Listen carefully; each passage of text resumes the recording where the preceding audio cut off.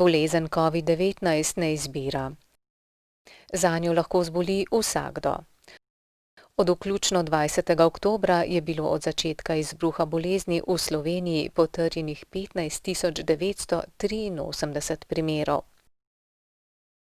Trenutno smo priča drugemu valu epidemije, ki vse bolj kaže, da niso ogroženi le starejši in kronično bolni, temveč lahko hujši potek bolezni nastopi tudi pri aktivni, zdravi populaciji.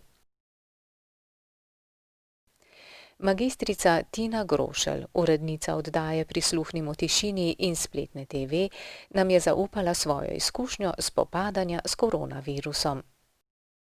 Jaz sem v bistvu pričakala korono v popolni življenjski pripravljenosti. Ravno pri tem sem bila več kot 3 tedne na dopustu, tako da sem bila polna D-vitamina, spočita, ves čas sem tudi trenirala in se zdravo prehranjevala.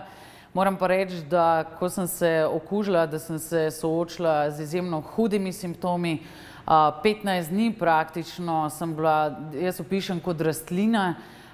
Bila sem brez vonja, brez okusa, imela sem temperaturo sicer zelo nizko, 37,1, ampak je trajala celih 14 dni. Potem sem imela hude bolečine v mišicah, v vseh kosteh, celo menstrualni ciklus sem izgubila. Tako da moram reči, da me je virus izjemno močno prizadel. Ko je Tina zbolela za COVID-19, ni občutila le zdravstvenih, temveč tudi družbene posledice. Ena od najtežjih stvari zame, ko sem imela potrjeno okužbo, je bilo ravno to, koga sem še okužila. Partnerja sem okužila, k sreči pač otrok ne, ker so šli predtem v varstvo babici. Dejansko pa ob potrditvi okužbe je bilo to zame izjemno težka situacija, ne toliko zaradi mojega zdravja, kot zaradi odgovornosti, pač komu vse sem to bolezen še prenesla. Moram reči, da je bila huda skrb tudi, da ne bi moja mama zbolela, glede na to, da je čuvala otroke. In pa izjemno težko mi je bilo tudi, ker sem obvestila pač vse stike, ki sem jih imela tisti teden z osebnim sporočilom. In ko so me ljudje nazaj klicali in rekli pravzaprav, ja, saj se mi ne bojimo bolezni, ampak imam pa še babico, mamo, dedka, ki pa seveda lahko umre. Neredko se osebe, ki so prebolele COVID-19, zaradi vseh neznank povezanih z boleznijo, soočajo z družbeno stigmo. Se spomnim, da potem, ko sem se vrnila nazaj v službo, ljudje, ko so me videli, pa je minilo mesec in pol od moje okužbe, so vsi stopili korak nazaj, maske so si nadeli, če tudi jih prej niso imeli gor. Tako da mislim, da ima ta virus širše posledice v naši družbi.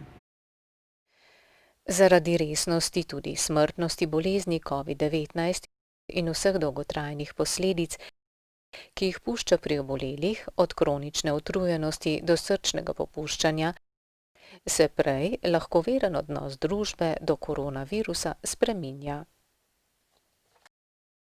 Preden sem se okužila, sem bila prepričana, da gre še za en virus, ki ga z lahkoto seveda lahko premagaš, oziroma se te dotakne kot viroza ali gripa. Zdaj, po tej izkušnji, pa moram reči, da je koronavirus izjemno močen virus in zdaj verjamem, kako pomembni so ti ukrepi. Zavedati se moramo, da maska, pravzaprav, ki jo nadenemo, ščiti druge, da ne pljuvamo, kašljamo, kihamo v njih. Tako da jaz bi predvsem apelirala pa še na eno stvar, ki se meni zdi izjemno pomembna. In to je, da človek skrbi zase, da skrbiš za to, da dovolj časa spiš, da se zdravo prehranjuješ, da redno, zmerno tudi vadiš, torej da skrbiš za svoje telo in navsezadnje za svojo psihofizično kondicijo. Saj vemo, da je izjemno pomembno, da gojimo pozitivne odnose, da smo v dobrem duševnem stanju, ne samo kot starši, ker dajemo tudi zgled svojim otrokom, ampak dejansko tudi kot prijatelji, sodelavci, ker pozitivni odnosi tudi pozitivno vplivajo na ljudi. Ob eksponentno naraščajočih številkah obolelih in tudi umrlih ves znanstveni svet hiti z razvojem učinkovitega cepiva proti koronavirusu. Razvijajo pa tudi pristope zdravljenja bolezni COVID-19. Na podlagi dosedanjih izkušenj zdravljenja drugih koronavirusnih okužb, kot sta SARS in MERS, je prebolevniška plazma, to je krvna plazma oseb, ki so prebolele bolezen, možno in učinkovito zdravilo tudi za COVID-19.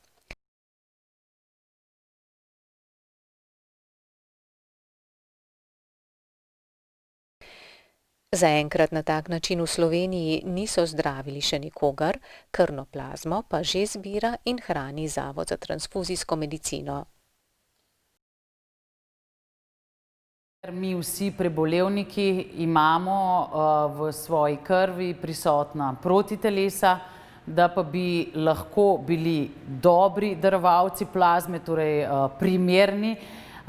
Je pa pomembno, torej, koliko protiteles v danem trenutku, ko darujemo, je v naši krvi. Druga stvar, ki je izjemno pomembna, je, da se naša krvna skupina ujema s krvno skupino tistega, ki bo plazmo prejel. In tretja stvar, da dovolj zgodaj že začnejo zdraviti s plazmo. V bodoče bo morda na podlagi plazme oziroma bo plazma tudi ena od možnih rešitev za preventivno zdravljenje, torej da do okužbe sploh ne bi prišlo.